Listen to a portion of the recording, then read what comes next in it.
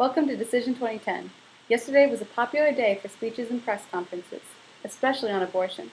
Eric Otto, Matt Barreo, and Scott Perkins educated the voters on their positions and plans regarding the highly debated topic. Why the sudden urge to talk about abortion?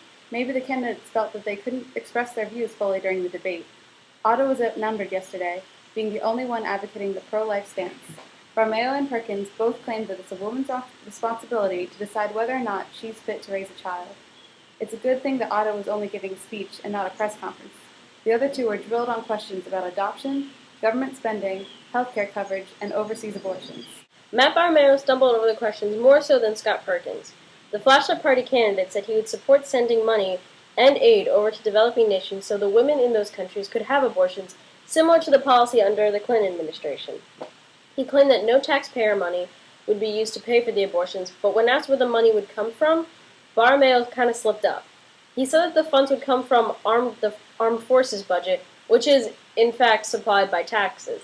Then the issue of why the United States government is funding overseas abortions and not domestic ones arose. Overall, I'm not sure Barreo can dig himself out of this hole in time for next week's election.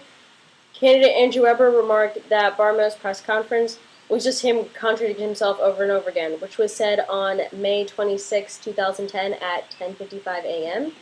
Candidate Doyle expressed concerns at Barreo's intention to focus on foreign affairs and not concentrate on the domestic issues, which was also said on the 26th at 11:01 a.m.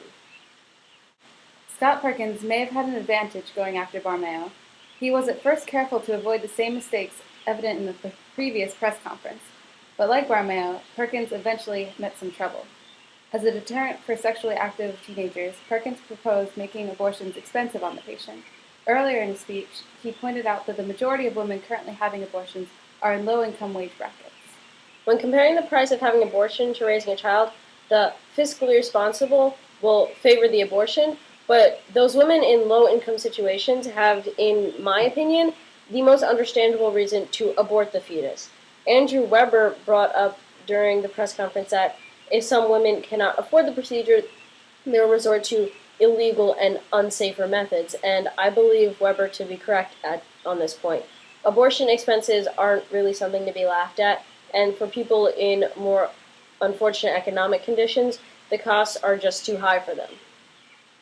Both Weber and Doyle said that they were confused after Scott's press conference about his reasons for abortions being expensive. Doyle went on to say that it would make sense if Perkins suggested taxing the wealthy to pay down the costs for lower and middle-class citizens. But Scott announced no such plan.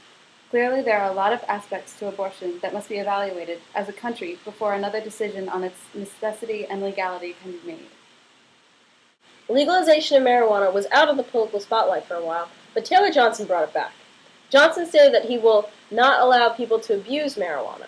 Some of his regulations include policies similar to that of alcohol use. Some must be at least 21 years or older in order to use marijuana, and the consequences for driving under the influence of it will result in penalties similar for that of a DUI. Candidate Johnson also said those caught under 21 with marijuana will go through a class telling them the dangers of using marijuana.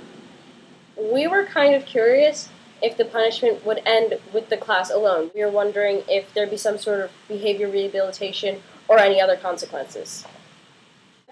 According to Johnson's plans, users forfeit any rights to government assistance due to marijuana for any health-related problems. Johnson wants to take control of the marketing of marijuana and make it safe. He would like a database system to control how much is being used by people and take money out of dangerous hands and give it to the economy. He said it could eventually be run by businesses if it works. He believes it is a gateway drug, though science doesn't prove it. Candidate Johnson has become a stronger public speaker, but I feel that this is a very dangerous topic to discuss so near Election Day. Many voters have expressed opposition to this idea, and it may leave a negative opinion on Election Day, with it so fresh in their minds. Thank you for watching Decision 2010. This is the last day of the campaign, so I wish you luck on Election Day. Bye!